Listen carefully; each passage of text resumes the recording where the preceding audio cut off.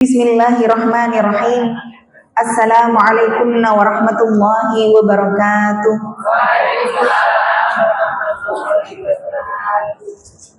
Alhamdulillahirabbil alamin.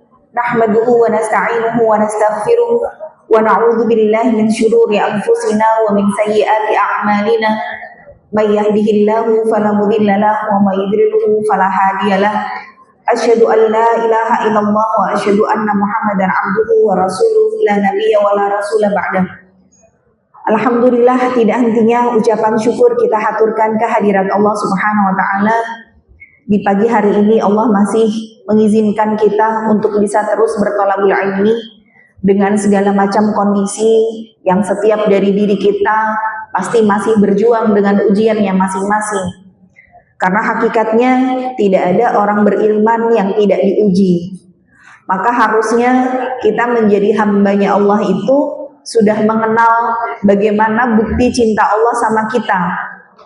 Kita aja sebagai manusia dengan adanya pelajaran psikologi yang sampai kemudian memahami bagaimana bahasa cintanya manusia ke manusia. Misalkan seorang istri pengen tahu bahasa cinta atau kalau orang bilang sekarang love language gitu ya, love language-nya suamiku tuh apa toh? Oh, nanti dibedah sama pakar psikologi. Oh, ada act of service, pelayanan, ada word of affirmation, ada yang sukanya ngomongnya dengan kata-kata romantis, ada physical touch gitu ya, ada yang dengan sentuhan, ada yang receiving gift, ada yang sukanya ngasih hadiah-hadiah. Maka itu saja kita mempelajari bahasa cintanya manusia supaya kita ngerti ini orang, ini suamiku sebenarnya cinta nggak sih sama aku, kok tahu ngomong I love you, nah, misalkan gitu ya. Ternyata memang bahasa cintanya bukan word of affirmation gitu ya. Ternyata bahasa cintanya setiap kali ibu mau berangkat ngaji, naik motor, motornya udah dilapis, udah di parak kerono gitu ya, sudah menghadapnya ke jalan. Kemudian mungkin ibu ke rumah belum sempat beres-beres, udah dicuciin piring, loh itu bagian dari cintanya gitu ya. Nah, maksud saya begini, kita ini untuk memahami manusia saja, mengerti bahasa cintanya tuh belajarnya sampai seumur hidup. Masa kita jadi hambanya Allah nggak ngerti bahasa cintanya Allah ke kita? Katanya kita cinta sama Allah, tapi kita nggak mengenal Allah. Kita nggak tahu kalau ternyata Allah juga punya love language gitu loh. Allah punya bahasa cinta buat kita.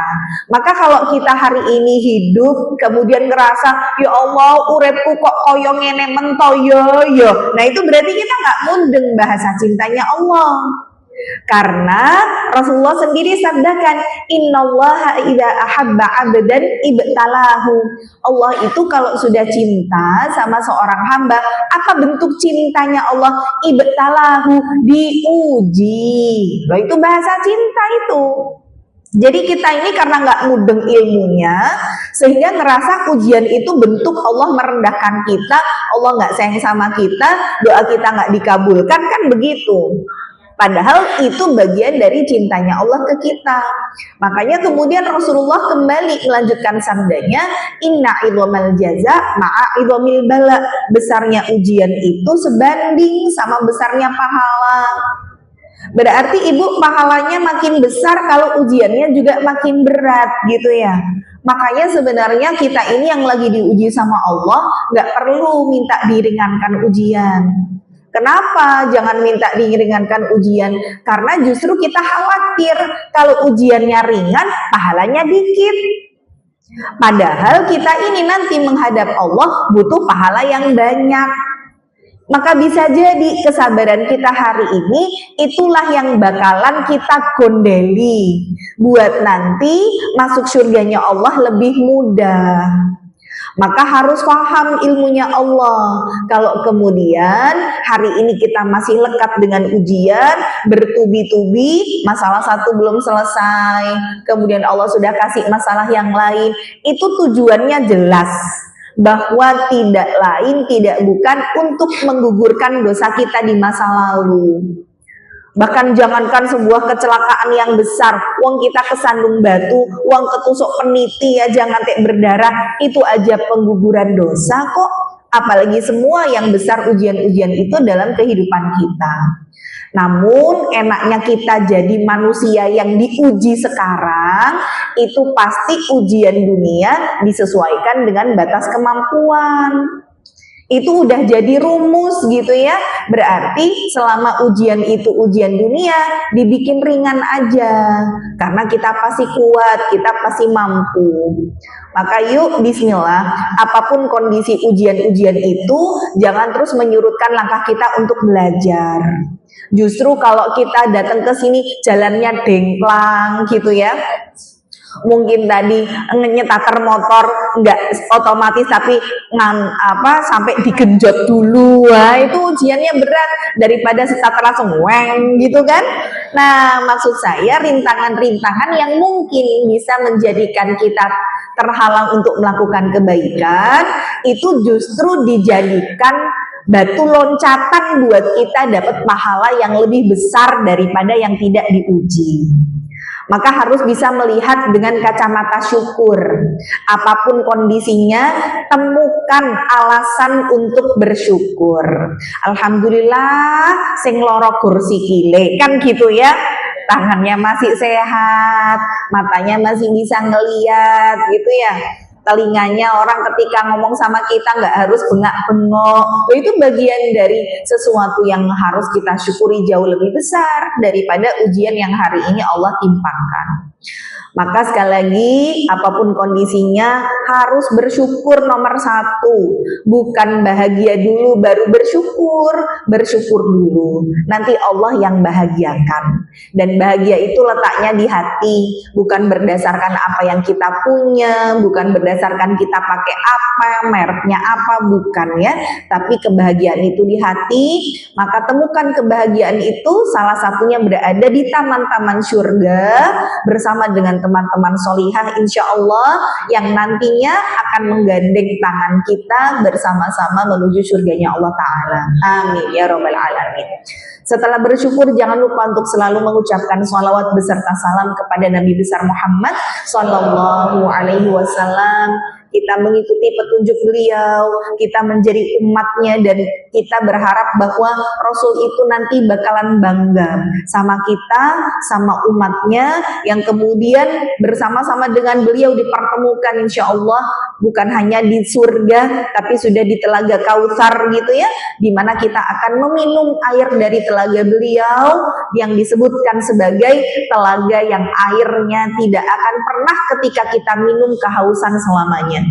Maka semoga apa yang kita titi dari jalan sunnah ini, inilah yang membuat kita wajib untuk dapat syafaatul uzma, syafaat terbesar dari baginda Rasul Sallallahu Alaihi Wasallam. Baik ibu-ibu yang dirahmati oleh Allah, alhamdulillah hari ini meskipun di masjid lain ada artis datang, ada Oki Setiana Dewi gitu ya di masjid yang lain. Alhamdulillah hari ini ibu-ibu masih mau ketemu saya yang bukan artis. Ya kita belajar di sini ya, walaupun mungkin enggak, insya Allah jumlahnya juga tetap banyak kok ibu-ibu di sini ya. Ya nggak apa-apa, artinya dimanapun lah ya, kemanapun berada, tujuannya tetap harus dilurusin niatnya, lillahi ta'ala, bukan untuk selfie ya, bukan untuk posting, bukan untuk kemudian pamer bahwa oh aku iso foto karo artis, bukan ya. Semua niatnya sama insya Allah dalam ini. Baik, hari ini Kamis keempat, insya Allah jadwal kita sama, yaitu mempelajari kisah atau sirah sahabiyat. Sahabiyah itu berarti kita khususkan untuk mempelajari sahabat-sahabat wanita, gitu ya. Insya Allah hari ini kita akan berkenalan dengan seorang wanita yang Rasulullah bersabda kepada beliau, siapa yang ingin mati syahid, maka menikahlah dengan wanita ini. Jadi semua laki-laki yang menikah dengan perempuan ini semua mati syahid gitu ya. Nah itu kabar gembira dari Rasul, saking menggambarkan bagaimana sosok wanita ini. Wanita ini namanya adalah Atikah binti Zaid gitu ya. Mungkin ibu-ibu sering ya dengar nama Atikah gitu, tapi tidak ngerti silsilah di balik kenapa kok namanya Atikah gitu ya. Nah, Atikah binti Zaid ini adalah seorang wanita yang menikah nanti dengan 3 laki-laki yang disebutkan oleh Rasulullah sebagai syuhada semuanya ya. Dan suami pertama, nanti saya kisahkan satu persatu. Suami pertamanya adalah anak dari Abu Bakar As-Siddiq yang bernama Abdullah bin Abu Bakar. Kemudian ketika beliau meninggal dunia, beliau Atikah ini dinikahi oleh sahabat kedua yang juga tewas terbunuh pada saat sholat. Beliau adalah khalifah kedua. Siapa beliau? Umar bin Khattab. Nah ya, dinikahi oleh Umar bin Khattab. Kemudian setelah Umar bin Khattab meninggal, beliau dinikahi yang ketiga dengan salah seorang sahabat yang disebutkan oleh Rasulullah sebagai Hawari. Hawari itu penolong gitu ya, penolongnya Rasul. Bahkan Rasulullah juga mengatakan siapa saja yang membunuh orang ini maka dia akan masuk neraka.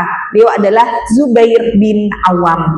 Nah, jadi menikah dengan 3 sahabat besar ini. Nah, kalau kemudian saya gambarkan secara silsilah dulu biar ibu-ibu mudeng nih. Abdullah bin Abu Bakar berarti anaknya Abu Bakar. Abdullah bin Abu Bakar suami pertama. Sedangkan suami kedua itu Umar bin Khattab. Nah, Umar bin Khattab itu padahal dari segi usia sama Abu Bakar itu unda-undi. Jadi Rasulullah kalau sama Abu Bakar itu beda 2 tahun, Abu Bakar sama Umar beda 2 tahun. Suami pertama anaknya Abu Bakar, Cik Nom. Terus nanti suami kedua Umar bin Khattab. Nah, Umar bin Khattab ini punya adik yang atas dasar apa yang dilakukan oleh adiknya yang bernama Fatimah binti Khattab itu menikah. Jadi Fatimah binti Khattab berarti adiknya Umar bin Khattab itu menikah sama Sa'id bin Zaid. Sa'id bin Zaid itu kakaknya Atikah. Nah, pelan-pelan ya biar ibu mudeng ya. Oke. Mulai pusing nih. Jadi Atikah itu suami keduanya Umar bin Khattab. Umar bin Khattab itu masuk Islamnya ketika melihat adiknya yang bernama Fatimah binti Khattab membaca surat Toha.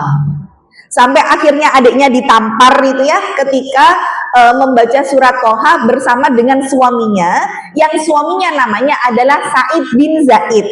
Nah, Sa'id bin Zaid itu kakaknya Atikah binti Zaid. Mudeng Bu? Mudeng. Berarti Atikah binti Zaid itu kan jadi istrinya Umar bin Khattab. Nah, Umar bin Khattab berarti iparan, jadi podo-podo iparan gitu ya Bu. Jadi kakak ipar jadi adik ipar gitu ya. Ya wis pokoknya gitulah ya. Pokoknya iparan. Mudeng ya. Oke, kemudian suami ketiga adalah Zubair bin Awam. Nah, Zubair bin Awam ini sempat menikah dengan Asma binti Abu Bakar. Saya pernah kisahkan Asma binti Abu Bakar. Asma binti Abu Bakar itu anaknya Abu Bakar. Sedangkan Abdullah bin Abu Bakar itu suami pertamanya. Jadi gimana Bu? Jadi Asma binti Abu Bakar adalah mantan istri karena bercerai dari Zubair bin Awam. Jadi Asma binti Abu Bakar adalah mantan istrinya Zubair bin Awam. Kemudian Zubair bin Awam menikah dengan Atikah, yang Atikah itu adalah suaminya dulu anaknya Abu Bakar.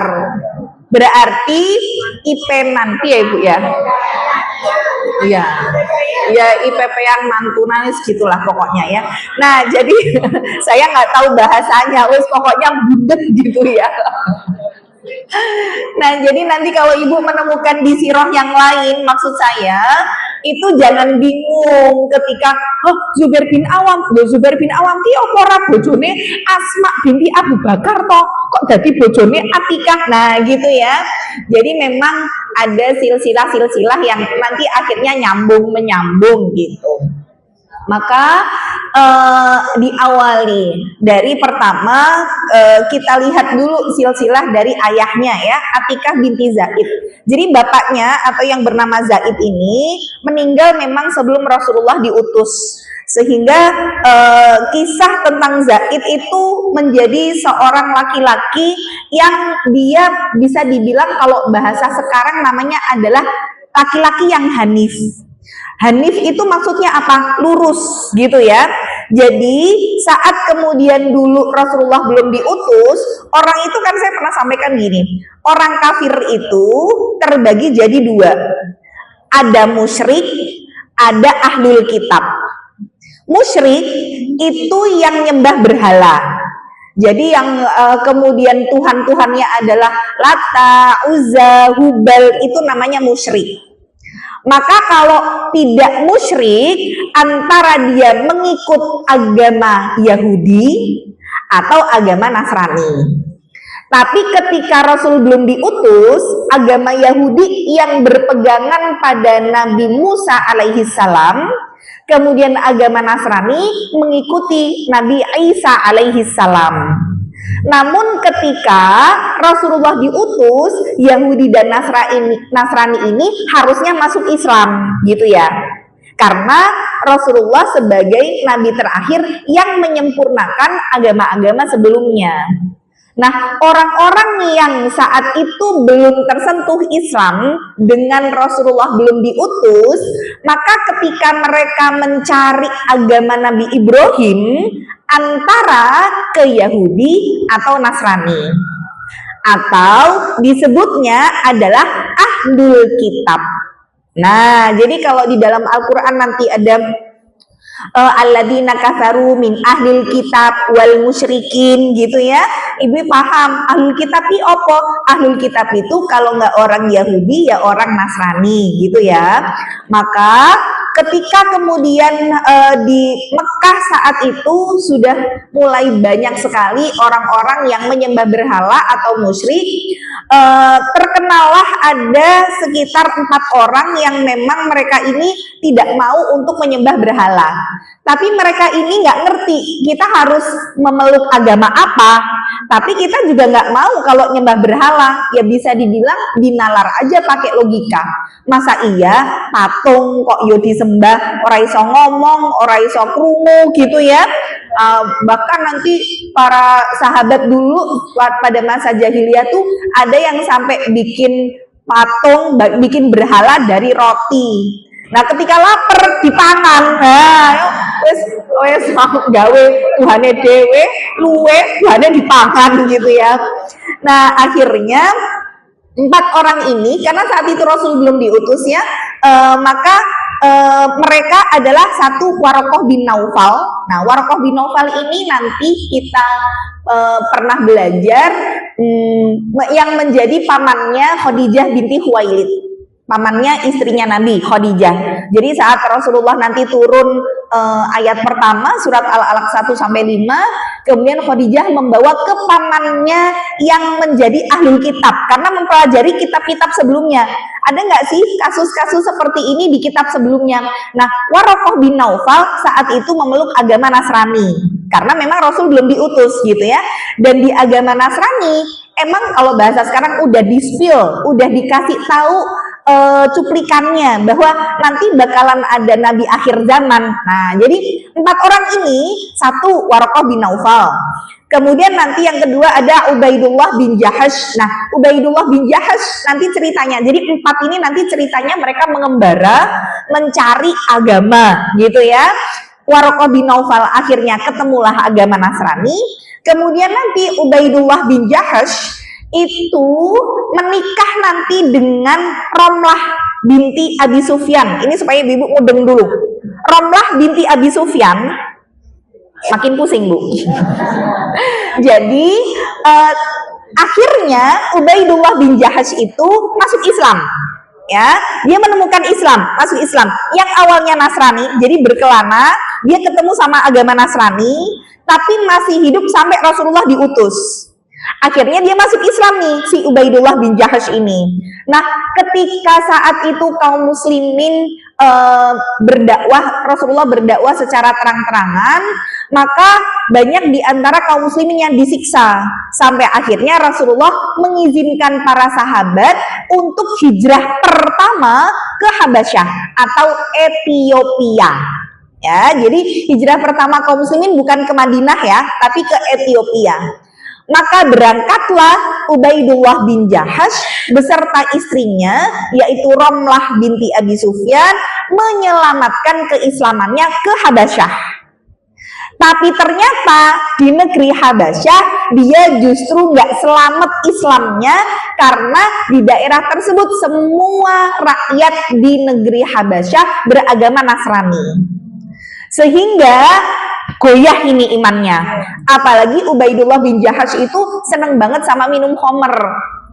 Jadi dia tidak bisa untuk kuat dengan godaan khamr itu. Maka dia bilang, aku tidak pernah menemukan agama sebaik agama Nasrani. Jadi yang awalnya dia ke Habasyah menyelamatkan keislamannya, neng kono Islamnya malah ra selamat.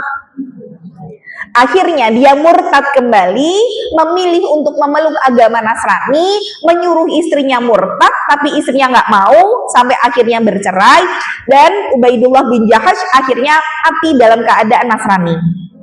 Nah, si Romlah binti Abi Sufyan ini ketika hijrah ke Habasyah dalam keadaan hamil besar, sampai akhirnya melahirkan di negeri hijrah, negeri yang sangat jauh, nggak ada keluarga, nggak punya saudara, suaminya murtad gitu ya.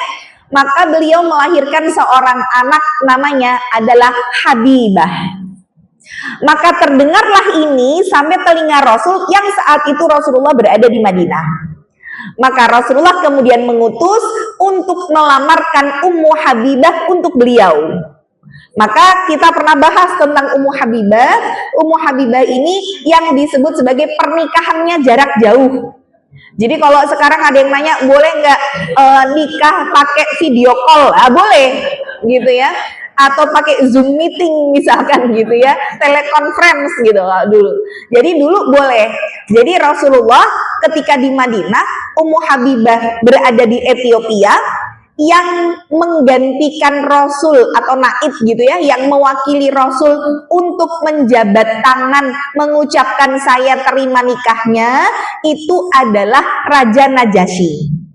Atau Raja Najasyi ini ya, raja yang di Ethiopia. Saat itu memang Nasrani gitu ya, tapi dia membela siapapun yang ingin mencari perlindungan di negerinya. Bahkan dia ditukar sama apapun sama orang-orang Mekah, kembali ini orang yang berlindung di negerimu, dia nggak mau, dia tetap membela kaum muslimin walaupun dia agamanya Nasrani. Maka karena Raja Najasyi ibaratnya mantu gitu ya, walaupun dia mewakili Rasul, tapi geden sing mantok kayak ini ya. Jadi Ummu Habibah itu nanti pernikahannya di Habasyah itu besar-besaran, karena yang membayarkan maharnya Raja Najasyi, bahkan Raja Najasyi punya selir yang banyak gitu ya. Nanti selir-selirnya itu harus memberikan hadiah termahal yang berasal dari luar negeri. Kalau bahasa sekarang barang-barang branded gitu ya. Mulai dari minyak wangi impor, kemudian kain impor gitu ya, karena seorang raja. Nah, jadi Raja Najasyi mewakili Rasul untuk menikahi Ummu Habibah, tapi mewakilinya cuma saat akad nikah aja. Yang lainnya nggak diwakili ya, nggak boleh ya. Nanti terus malam pertama diwakili ya, nggak boleh ya. Nah, jadi Rasulullah nanti menjalani LDM atau long distance marriage. Makanya ini pembelajaran buat ibu-ibu yang mungkin berpisah jarak sama suami gitu ya. Suaminya mungkin kerja di Kalimantan misalkan ya. Maka Rasul dan Ummu Habibah menjalani LDM itu kurang lebih 1 tahun, sampai kemudian nanti Ummu Habibah menyusul Rasulullah ke Madinah. Nah, itu dari 2 orang yang tadi galau, 4 orang ini ya. Nah, itu salah satunya Ubaidullah bin Jahash. Kemudian yang ketiga nanti ada Utsman bin Huwairits, itu juga tidak disebutkan, tapi dia juga nanti memilih agama. Dia akhirnya berkelana sampai Romawi. Di Romawi akhirnya bertemu dengan Raja Romawi, dia masuk Nasrani dan memiliki kedudukan yang tinggi di kerajaan Romawi itu. Itu ceritanya dari yang ketiga. Nah, yang keempat, ini bapaknya Atikah, namanya Zaid bin Amr. Nah, Zaid bin Amr ini setelah temannya satu persatu menemukan agama Nasrani gitu ya, kemudian dia mengatakan, aku tidak mau mengikuti agama Yahudi atau Nasrani. Tapi saat itu dia nggak ngerti mau agama apa gitu ya. Tapi dia memang benar-benar bisa dibilang bahasa sekarang tuh udah Islami banget. Dia tidak minum minuman keras, tidak menyembah berhala, tidak membunuh anak-anak perempuan ketika lahir kemudian bayi hidup-hidup dikubur, enggak gitu ya. Tapi beliau juga ya karena Rasul belum diutus nggak ngerti sampai beliau katakan ya Allah ya Rabb. Dulu kan ucapan ya Allah itu memang sudah familiar gitu ya. Ya Allah, ini kalau ada agamanya Nabi Ibrahim nih saat ini aku mengikuti agamanya Nabi Ibrahim walaupun nggak ngerti ini agama apa gitu ya. Nah, jadi sampai apa yang dia lakukan dengan tidak mau musyrik, nggak mau Yahudi, nggak mau Nasrani, itu akhirnya dia jadi bisa dibilang public enemy gitu. Jadi musuh publik yang nggak boleh nih sampai masuk Mekah karena nanti dia nih membawa misi atau membawa paham yang baru. Nah, akhirnya dia ini ketika sampai di suatu tempat, kalau tidak salah di daerah Syam gitu ya, kemudian ada salah seorang yang melihat si Zaid ini sampai akhirnya dimusuhi dan akhirnya dibunuh. Jadi memang meninggal itu dalam keadaan belum masuk Islam karena Rasulullah belum diutus. Namun dari segi akidah itu sudah akidah tauhid gitu ya. Makanya nanti anaknya Zaid tadi, Zaid menjadi salah satu dari 10 sahabat yang sama Rasulullah dikasih gelar 10 orang yang dikategorikan diberi kabar gembira masuk surga. Nah, maka kemudian mereka bertanya kepada Rasul, ya Rasulullah, bolehkah aku mendoakan untuk ayahku? Karena memang bisa dibilang belum Islam, tapi juga nggak Yahudi, nggak Nasrani, nggak musyrik. Maka Rasulullah mengatakan, ya doakanlah untuk ayahmu, sebab nanti ia dibangkitkan dalam keadaan sendirian. Nah, jadi maksudnya dia kayak nggak punya ya umat yang sendiri gitu ya, karena belum ada agama di saat itu.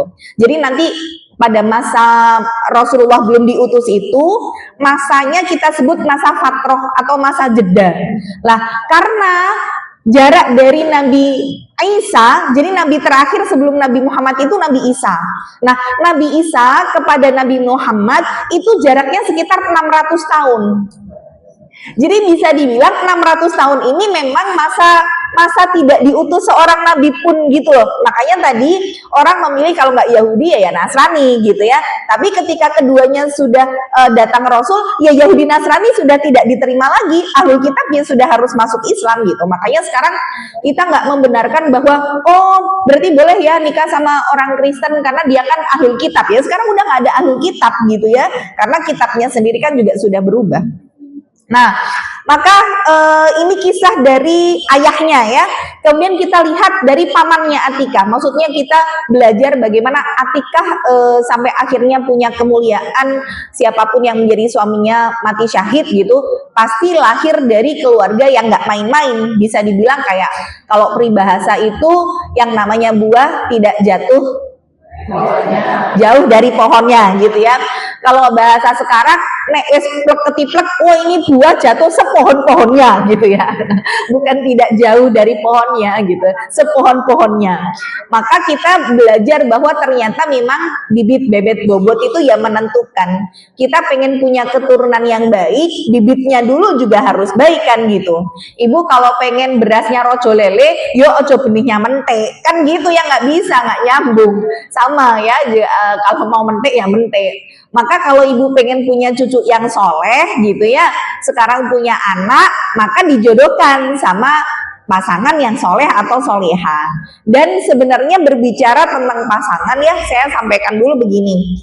Dalam kehidupan kita itu ada ketetapan Allah yang namanya qadar. Qadar itu sesuatu yang nggak bisa berubah. Jadi mutlak, kita mau usaha, kita mau doa, ketetapan dari Allah itu ya paten gitu ya. Bagian dari qadar itu apa? Waktu kematian. Jadi kita sama Allah sudah ditentukan kadar waktu kematiannya masing-masing, dan itu nggak bisa dimajukan, nggak bisa dimundurkan. Bukan berarti orang yang divonis sakit berat akhirnya waktu kematiannya jadi lebih pendek. Atau mungkin ibu yang sekarang menjalani pola hidup sehat, mungkin nggak mau makan gula, nggak mau karbohidrat, nggak mau makan gorengan, nggak mau makan apa lagi bu? Ya segala ya, no karbo, no oil, no sugar, no gitulah ya. Bukan berarti yang no itu kemudian ibu sehat terus bikin ibu usianya jadi lebih panjang, enggak. Sehat iya, sehat atau sakit itu pilihan, tapi cara waktu kematian itu sama Allah sudah ditentukan gitu ya. Nah tapi cara kematian itu namanya adalah takdir. Sedangkan takdir itu ketetapan Allah yang masih bisa berubah sesuai dengan usaha kita, sesuai dengan doa kita, itu namanya takdir. Maka kalau waktu kematian qadar, ibu mati dalam keadaan baca Quran opo joget-joget, itu takdir. Itu pilihan yang Allah kasih ke kita, gue pengen mati pas ngopo gitu ya. Jadi bukan berarti kemudian Allah mutlak, oh nek kue matine pas joget-joget, yo kue harus ngaji, ngantek bengi, yo tetap matine joget-joget. Enggak gitu konsepnya. Tapi bagaimana kita menjemput kematian, itu sesuai dengan apa yang kita ikhtiarkan. Karena seseorang akan diwafatkan sesuai dengan kebiasaan kan gitu. Nah, begitu juga masalah jodoh, siapa yang jadi pasangan kita, itu bukan qadar. Itu bukan ketetapan mutlak dari Allah yang paten, yang kemudian kita cuma pasrah bongkoan sama Allah, bukan. Tapi ada usaha kita, ada doa kita, ada ikhtiar kita, ada kualitas diri kita yang menentukan kita bakalan dapat suami pasangan yang seperti apa, gitu maksud saya. Paham ya? Nah, jadi kalau kemudian ibu pengen punya anak yang soleh-soleha gitu ya, maka juga harus dilihat tadi ikhtiarnya, bukan cuma dari nyari suami, nyariin mantu gitu ya, tapi juga ikhtiar untuk memantaskan diri.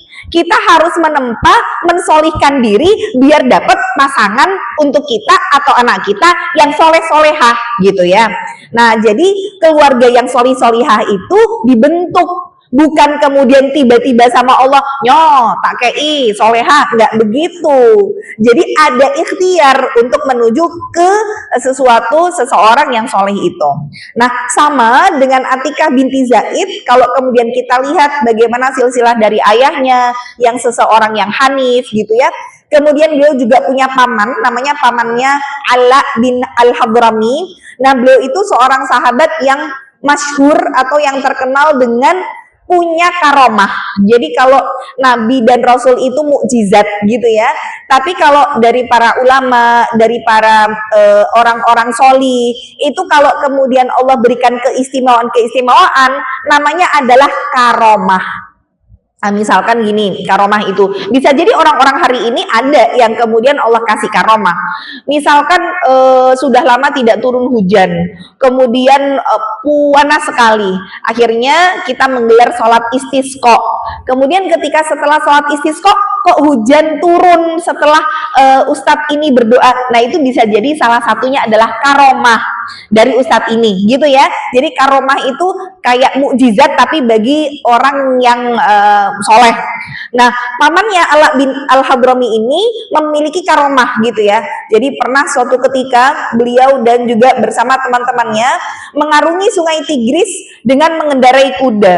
Nah, saat hendak bepergian menuju Bahrain, beliau berdoa memohon sama Allah, ya Allah, ini tidak ada air sama sekali gitu, dan hamba memohon untuk engkau jadikan mata air ini memancar. Sampai akhirnya begitu beliau berdoa, memancarlah mata air itu dan mereka minum sampai mereka puas. Nah, kemudian salah satu temannya tadi lupa ada barang yang ketinggalan.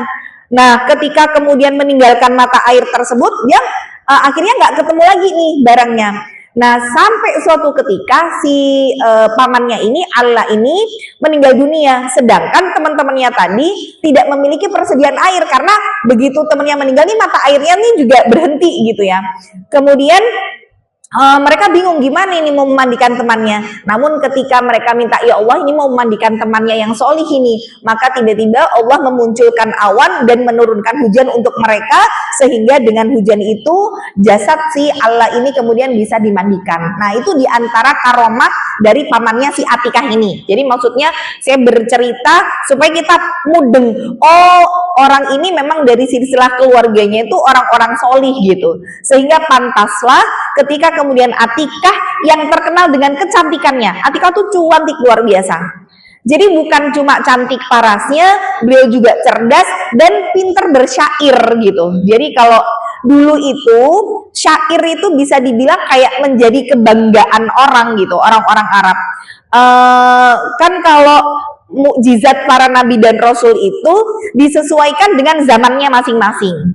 Misalkan pada Nabi Musa alaihissalam, saat beliau diutus itu emang di Mesir sihir itu benar-benar lagi di di puncaknya lah.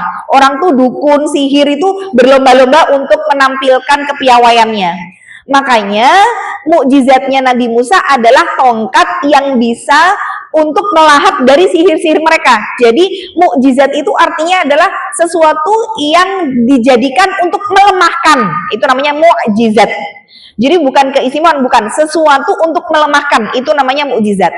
Nah, pada saat Nabi Isa alaihissalam diutus, itu rakyat tersebut di tempat mereka itu ilmu kedokteran memang lagi tinggi-tingginya. Makanya mukjizatnya Nabi Isa adalah beliau bisa mengobati orang yang sakit, bahkan bisa menghidupkan orang yang mati. Nah, itu mukjizat beliau. Nah, bagaimana dengan Rasulullah? Nah, kenapa kok Al-Quran gitu ya? Selain juga Al-Quran menjadi mukjizat yang tidak akan pernah expired sampai akhir zaman, namun karena dulu belum ada ilmu teknologi, kalau sekarang Al-Quran bisa dibuktikan dengan teknologi. Tapi zaman dulu itu mereka orang-orang yang pinter bersyair. Jadi sampai mereka tuh punya pasar khusus buat lomba syair gitu. Pokoknya orang yang pinter syair tuh bisa dibilang kayak ini orang TOP-BGT. Oh, apa itu TOP-BGT? Top banget gitu ya. Nah, jadi terkenal itu, ini terkenal dengan syairnya begini-begini gitu. Maka Al-Quran diturunkan kepada Rasul sebagai mukjizat, sebagai melemahkan syair-syair yang semuanya itu bagus-bagus, semuanya akan kalah dengan Al-Quran gitu ya. Nah, jadi Atikah ini memang terkenal dengan syairnya yang luar biasa, makanya bisa dibilang kayak banyak laki-laki yang kesengsem juga, udahnya cantik, pinter bersyair. Sampai akhirnya beliau menikahlah dengan Abdullah bin Abu Bakar atau anaknya Abu Bakar As-Siddiq. Nah, ternyata Abu Bakar As-Siddiq itu kalau bahasa sekarang boleh pinjem istilah hari ini tuh bucin banget gitu. Apa bucin ya? Apa budak cinta nah, ya. Jadi Abdullah bin Abu Bakar ini bucin banget sama istrinya. Karena saking cantiknya si parasnya Atikah ini, jadi sampai ya kecintaan gitulah ya, bucin gitulah. Nah, saking bucinnya sampai membuat Abdullah bin Abu Bakar ini meninggalkan jihad karena saking gak gelem ninggalin bojone gitu ya. Nah ini bagian dari cinta yang sebenarnya berlebihan, nggak boleh ya, akan dijadikan sebagai ujian juga. Makanya disebut sebagai syirik cinta itu ketika kita menjadikan seseorang atau apapun yang kita cintai melebihi kecintaan kita kepada Allah, itu nanti kita sudah berlaku syirik cinta. Nah, Abu Bakar nih tahu gitu, anaknya kok sampai nggak mau pergi jihad karena sebucin itu sama istrinya. Sampai akhirnya Abu Bakar mengatakan kepada Abdullah ini, ya Abdullah, wahai putraku, ceraikan itu istrimu. Kalau karena kecintaanmu dengan istrimu itu justru membuatmu lalai dari mengingat Allah, meninggalkan perintah berjihad, ceraikan istrimu. Wah, wapot nggak Bu? Wapot ya, jihad ora gelem sebenarnya kon megat gitu ya. Nah, tapi ya karena Abdullah bin Abu Bakar tahu ya bahwa dia juga salah, dia juga akhirnya taat sama perintah ayahnya, akhirnya Atikah ini diceraikan demi memutus rasa cinta itu, jangan sampai mengalahkan kepada cintanya Allah. Masya Allah, dua orang yang lagi jatuh cinta dipegat tuh rasanya gak karu-karuan gitu ya. Akhirnya dua-duanya ya saling berbagi syair gitu ya. Kata Abdullah bin Abu Bakar, belum pernah aku melihat orang sepertiku hari ini menceraikan wanita sepertinya gitu ya. Jadi memang dia juga sudah rasanya nggak karu-karuan, tidak juga wanita sepertinya yang dicerai tanpa salah gitu. Jadi Abdullah bin Abu Bakar juga berat menceraikan istrinya. Nah, kemudian Abdullah bin Abu Bakar ini karena terus-terusan kepikiran istrinya, lama-lama Abu Bakar juga melihat kesian gitu ya. Masa anaknya nggak bisa move on ini dari istrinya, wes lah daripada nggak bisa ngapa-ngapa gitu ya. Akhirnya disuruh untuk dirujuk lagi. Nah, alhamdulillah akhirnya dirujuk lagi gitu ya. Dirujuk lagi, tapi kan juga mesti ada omongan lah ya, kamu boleh merujuk istrimu, tapi nggak boleh untuk melalaikan cintamu kepada Allah. Kalau kemudian saatnya berjihad ya berjihad gitu ya, jangan terus dikondeli bojone. Akhirnya setelah rujuk, kemudian terjadilah pengepungan kota Taif, dan akhirnya dia pun ikut pergi berjihad sampai akhirnya terkena lesakan panah yang akhirnya menyebabkan beliau meninggal dunia ya. Jadi ya sudah berkorban lah ya, berkorban semuanya gitu ya, berkorban untuk Allah iya, berkorban meninggalkan wanita yang dicintainya iya gitu. Sampai akhirnya Atikah pun juga ya bersedih, baru bisa dibilang baru rujuk, lagi seneng-senengnya tiba-tiba kemudian Allah mengkaruniakan suaminya dengan mati syahid, sampai akhirnya Atikah pun bersenandung, aku dikaruniai orang terbaik setelah nabinya dan setelah Abu Bakar, ia tidak pernah lalai. Maksudnya adalah ya orang ini adalah setelah Rasul, bagi Atikah adalah orang yang terbaik gitu ya, selain dari Abu Bakar ya, karena anaknya Abu Bakar ya. Nah setelah itu, setelah Atikah pun bersedih dengan kepergian suaminya. Namun saya pernah sampaikan bahwa dulu itu para sahabat itu tidak pernah membiarkan ada janda yang hidup terlalu lama sendiri ya gitu ya. Jadi setiap kali ada janda itu para sahabat langsung berlomba-lomba untuk menikahi. Jadi begitu masa idahnya selesai itu langsung ayo siapa yang mau nikahi, siapa mau nikahi gitu ya. Nah kenapa bukan terus gimana-gimana? Karena mereka ini melihat ini tuh anaknya sahabatku, istrinya sahabatku. Jangan sampai aku itu menyia-nyiakan orang yang sudah berjasa. Maksudnya mikirnya adalah aku harus bisa menyelamatkan kehidupan istrinya sahabat ini gitu ya. Makanya orang zaman dulu tuh nggak bisa dibilang janda tuh nggak nganggur lama Bu. Nih sekarang itu kan sampai sampai seumur hidup ya, sampai seumur hidup menjadanya, nggak apa-apa Bu, karena Rasulullah itu bersabda seorang wanita akan bersama dengan laki-laki atau suami yang terakhir kali dinikahi gitu ya. Jadi kalau misalkan nih ibu sayang banget sama suami pertama yang sudah nggak ada dan pengen banget ketemu lagi sama suami ibu, ya jangan nikah lagi. Karena nanti bertemunya dengan suami yang terakhir kali dinikahi itu kalau misalkan sama-sama soleh gitu ya. Tapi kalau ternyata suami keduanya nggak soleh gimana? Ya akan kembali dengan yang soleh, yang sekufu gitu ya. Nah kemudian ketika tadi Abdullah bin Abu Bakar meninggal dunia, maka datanglah Umar bin Khattab untuk melamar beliau. Nah sebelumnya karena memang si Abdullah bin Abu Bakar itu sebucin itu sama Atikah, sampai akhirnya bilang nih sama istrinya, wahai istriku, ini aku punya harta yang banyak, nanti hartaku ini semua buat kamu sepeninggalku, tapi syaratnya satu, jangan nikah lagi sama orang lain. Nah jadi memang Abdullah bin Abu Bakar tuh mensyaratkan, kowe nek aku mati ojo nikah meneh yo gitu ya.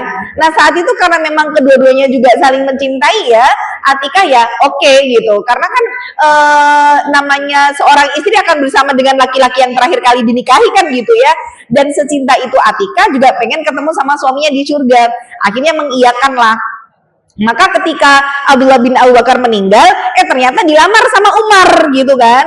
Jadi sebenarnya Atikah juga nggak mau, karena inget nih pesan suaminya, mana mensyaratkan bahwa harta itu akan jadi miliknya kalau nggak nikah lagi gitu. Kemudian Atikah ini bilang sama Umar bin Khattab bahwa aku berjanji kepada suamiku begini gitu. Kemudian Umar bin Khattab mengatakan begini, janganlah engkau menghalalkan janganlah engkau mengharamkan apa yang telah Allah halalkan. Artinya apa?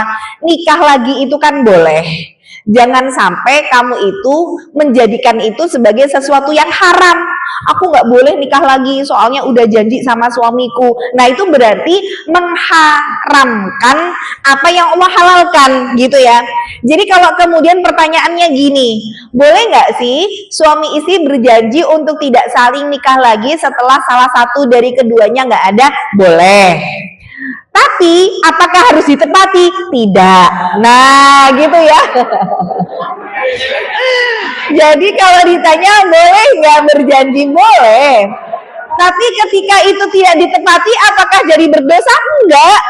Harus ditepati? Enggak, gitu ya. Nah, jadi bukan berarti aku benjani janji, aku wis janji karo bojoku, aku ora bakal nikah meneh gitu ya. Nah, jadi sebenarnya kalau memang itu sebagai sebuah wasiat yang tidak wasiat yang melanggar syariat itu boleh untuk dilanggar. Jadi wasiat yang tidak sesuai dengan syariat boleh dilanggar. Jadi wasiatnya apa? Ojo nikah meneh. Loh, nikah meneh kan Allah menghalalkan. Kok kita haramkan gitu ya? Berarti kan wasiat itu tidak sesuai dengan syariat. Maka wasiat yang tidak sesuai dengan syariat boleh dilanggar dan kita tidak berdosa gitu ya. Makanya Umar bin Khattab kemudian mengatakan kepada Atikah, kembalikanlah harta itu kepada keluarganya Abdullah bin Umar, karena kan itu menjadi persyaratan gitu ya. Kembalikan supaya kamu ya terbebas dari apa yang menjadi tanggung jawabmu. Ya akhirnya dikembalikan, menikahlah dengan Umar bin Khattab. Makanya nanti kalau dalam masalah wasiat ya, ibu-ibu juga nggak boleh ketika misalkan sekarang masih hidup kemudian bilang sama anaknya, dok kowe tak kei omah iki yo, iki ibu numpang wae ning omahmu, ning kene ibu gak ono aja mbok dol lho yo. Nah itu nggak boleh ya. Jadi mensyaratkan ngasih, tapi nggak boleh dijual, nggak boleh. Ya kalaupun anaknya menjual, nggak dosa, gitu ya. Ini rumah warisan nggak apa-apa, rumah warisan dijual. Atau misalkan ibu dikasih barang orang, kayak tak kayak itas yo, neng coba kayak wong lo yo, gitu ya.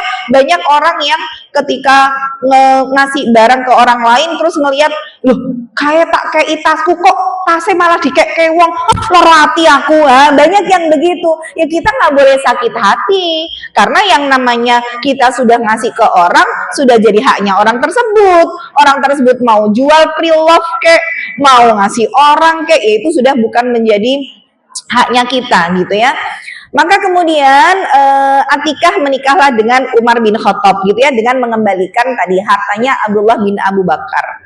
Kemudian Atikah pun menjalani kehidupan bersama dengan Umar bin Khattab, namun beliau mengajukan syarat sebelum nikah. Nah ini berarti boleh Bu, kalau misalkan ada perjanjian pranikah gitu ya, itu boleh selama memang tidak melanggar syariat lah.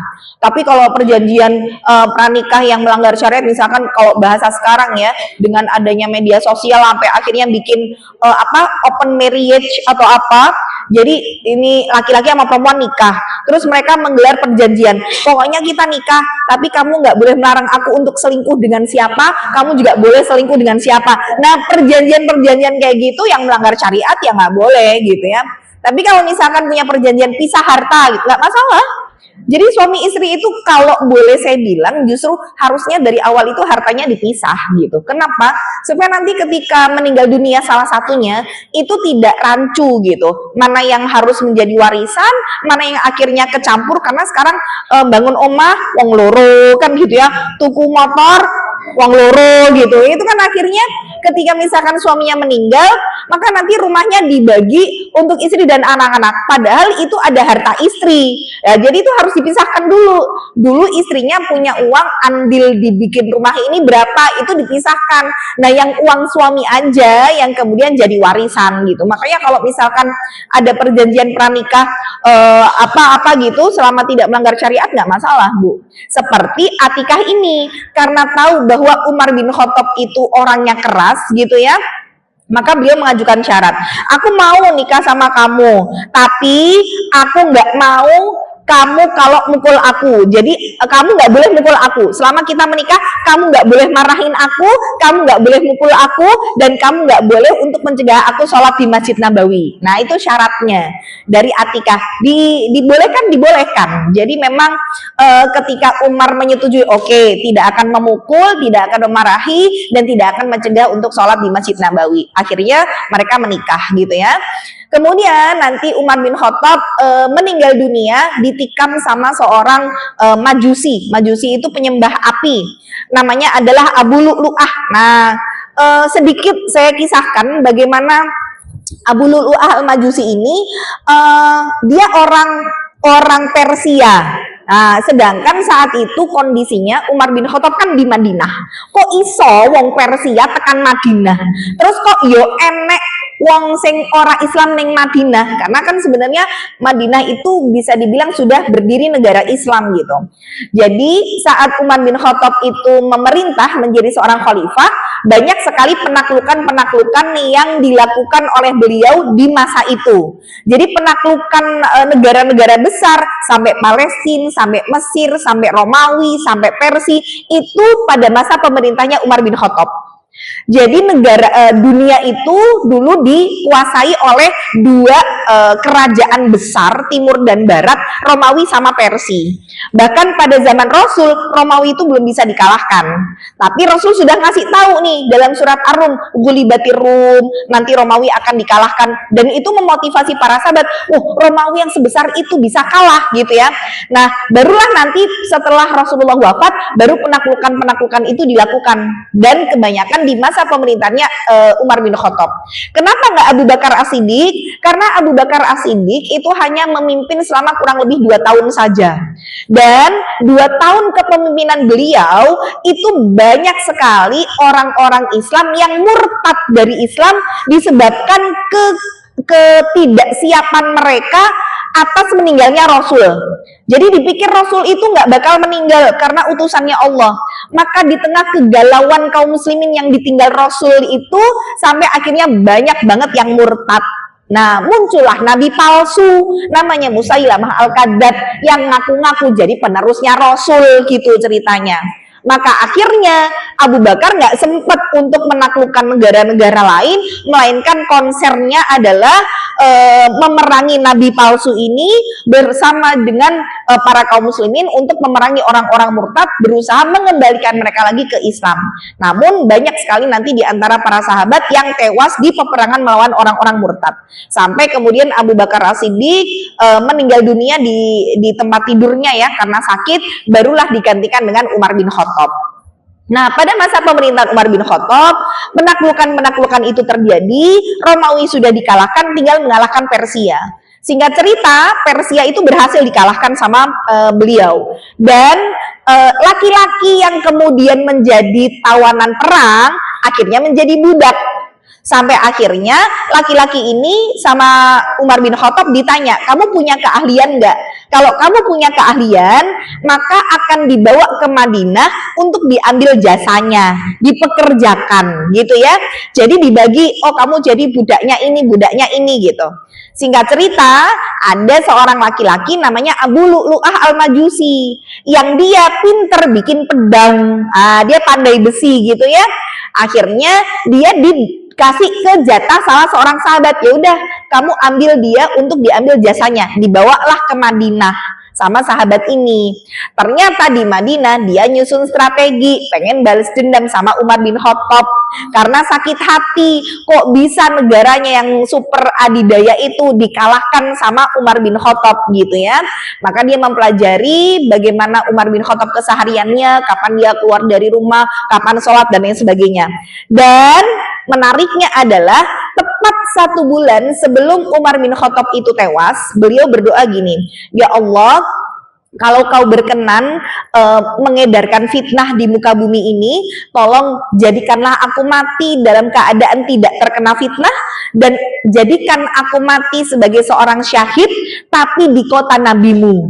Jadi requestnya Umar itu pengen mati terbunuh tapi di Madinah. Nah, itu para sahabat bengong, maksudnya sampai mempertanyakan, Umar, Bu, kalau doa tuh yang bener lah, Kalau minta mati syahid ya jangan di Madinah. Madinah tuh adem ayem, tentram, nggak ada pertikaian, semuanya sudah ini sudah negara Islam gitu ya. Semua saling rukun. Kalau kamu mau minta mati syahid ya di luar kota Nabi, di luar kota Madinah. Tapi Umar bin Khattab ini tetap dengan doa yang beliau panjatkan, ternyata betul 1 bulan setelahnya si Abu Lu'lu'ah tadi sudah tahu bagaimana keseharian Umar bin Khattab.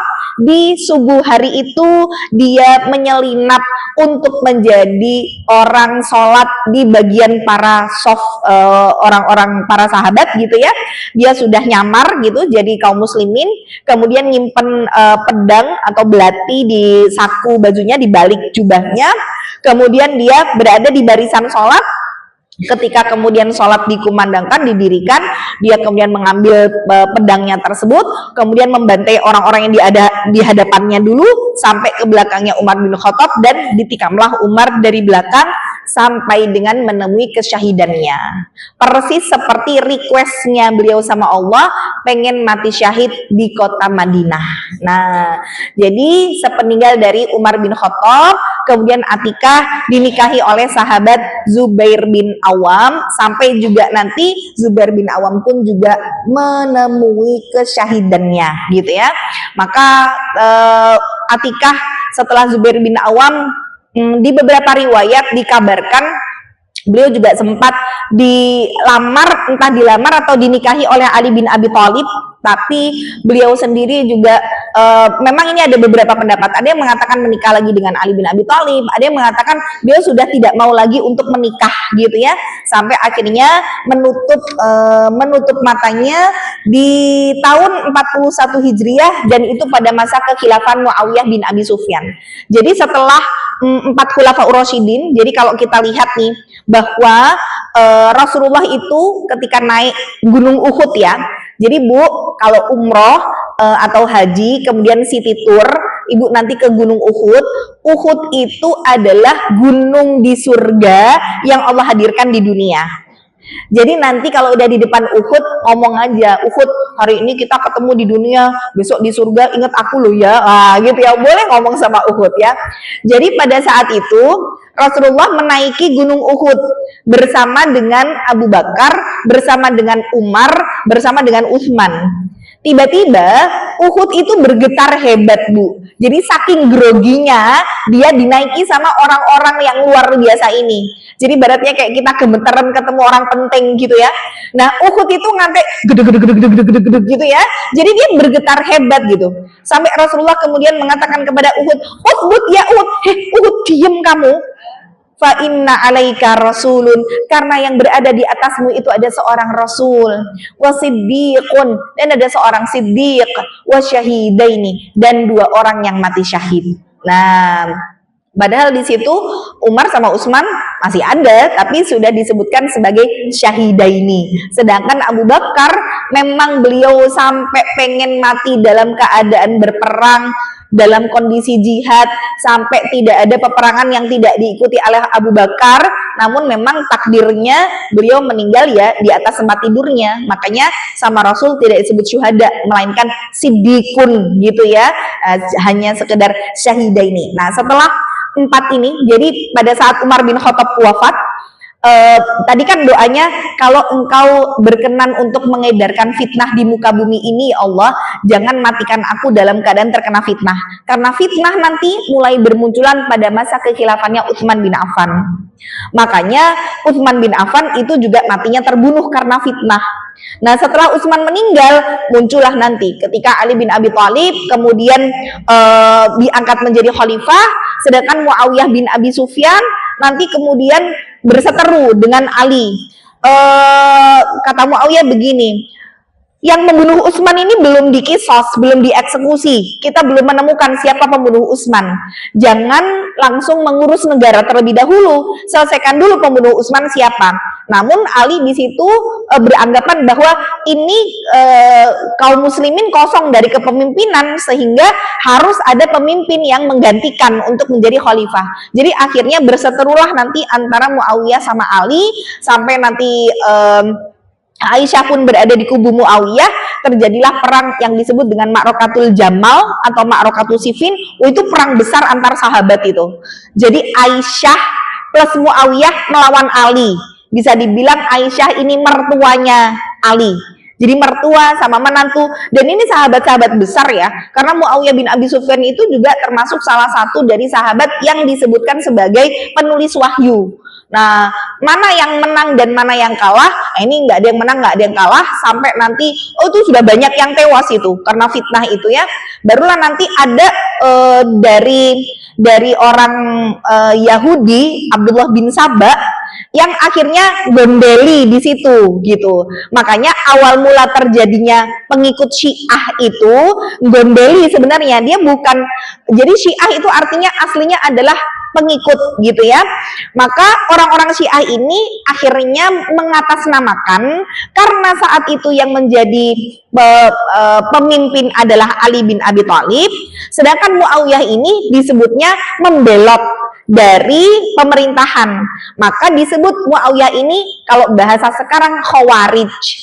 Dari kata khuruj itu keluar. Makanya Bu, kalau misalkan hari ini Ibu dengar kata-kata khawarij gitu, itu dianggap sebagai orang yang membelot dari pemerintah yang sah. Nah, jadi nek Ibu sekarang nggak suka sama pemerintah, Ibu khawarij ya gitu ya. Itu sebenarnya awal mulanya muncul ketika Muawiyah membelot dari kubunya Ali, di mana Ali memang menjadi seorang pemimpin. Nah, yang menjadi pengikutnya Ali ditunggangi tadi sama Abdullah bin Sabah, orang Yahudi, menjadi Syiah Ali, pengikut Ali, yang sekarang akhirnya berkembang. Mereka mengkultuskan Ali, mengkultuskan ahli bait gitu ya. Mereka benci sama sahabat, benci sama Aisyah, benci sama Muawiyah. Nah, ini sebenarnya bukan berasal dari sahabat, namun orang Yahudi yang kemudian gonceng gitu ya. Maka Ali pun juga tidak mau untuk dikultuskan seperti itu. Nah, maka pada saat Ali berseteru dengan Muawiyah, nanti anak-anaknya pun juga akhirnya berseteru. Mulai dari Hasan Husain, kemudian Muawiyah mempunyai anak namanya Yazid bin Muawiyah. Jadi sampai nanti putranya Ali, Hasan Husain itu juga meninggalnya karena terbunuh. Jadi yang satu itu diracun, saking hebatnya racunnya itu sampai memuntahkan isi dari ususnya. Kemudian satu lagi di peristiwa Karbala itu kemudian kepalanya terpenggal, bahkan kepalanya itu dijadikan bola kaki gitu, dilempar-lempar, kemudian dihadapkan di hadapannya Yazid bin Muawiyah atau putranya Muawiyah yang juga menjadi gubernur di salah satu negeri. Itu bahkan kepalanya Husain kalau tidak salah itu ditusuk-tusuk pakai pedang. Jadi kepala tuh ditaruh di atas meja gini, kemudian ditusuk ya, mulai dari matanya sampai pipinya gitu. Sampai akhirnya Yazid ketika melihat pedang itu dihunuskan di sekitar mulutnya, beliau sampai memalingkan wajahnya begini dengan mengatakan, singkirkanlah pedangmu dari arah situ, karena sungguh aku pernah melihat Rasulullah berada di area itu. Artinya Rasulullah mencium cucunya ini gitu. Kok ternyata sekarang keadaan cucunya seperti itu. Tapi memang kematian Hasan dan Husain terbunuh itu Rasulullah juga sudah tahu, bukan meramalkan sih, sudah dikasih tahu bahwa memang matinya terbunuh. Jadi memang setelah sepeninggal Umar bin Khattab itu fitnah yang dilanda kaum muslimin memang begitu dahsyatnya gitu ya. Jadi setelah Ali pun terbunuh, Ali juga terbunuh Bu matinya, kemudian digantikanlah kepemimpinan oleh Muawiyah bin Abi Sufyan yang tadi berseteru dengan Ali. Nah, jadi Atikah tadi masih hidup sampai masa pemerintahan Muawiyah bin Abi Sufyan. Nah, Abi Sufyan itu mertuanya Rasul. Ingat tadi saya cerita Ummu Habibah. Ummu Habibah tadi nama aslinya adalah Romlah binti Abi Sufyan. Berarti sebenarnya Muawiyah bin Abi Sufyan itu ya adik iparnya Rasul. Berarti kalau di perang Jamal itu antara ipar, mantu, bojo gitu ya, karena Aisyah istri Rasul, Muawiyah ada iparnya Rasul, Ali menantunya Rasul. Ini sampai berperang. Nah, ini dahsyatnya fitnah gitu ya. Nah, ini kurang lebih cerita tentang Atikah binti siapa Bu? Zaid ya, lahir dari seorang laki-laki yang punya kesolihan ya, hanif, kemudian keluarganya juga orang-orang yang teguh, mempunyai karomah, dan siapapun yang menjadi suaminya, Rasulullah bersabda, siapa yang ingin mati syahid, menikahlah dengan Atikah binti Zaid. Ya, itu sedikit cerita tentang Atikah binti Zaid. Insya Allah di pertemuan yang akan datang kita bercerita tentang sahabat wanita yang lain. Semoga kita bisa terinspirasi dari kisah-kisah beliau dan bisa menjadikan kisah beliau sebagai motivasi untuk kita bisa teguh istiqomah di dalam Islam. Amin ya rabbal alamin. Barakallahu fikum, wabillahi taufiq wal hidayah. Wassalamualaikum warahmatullahi wabarakatuh.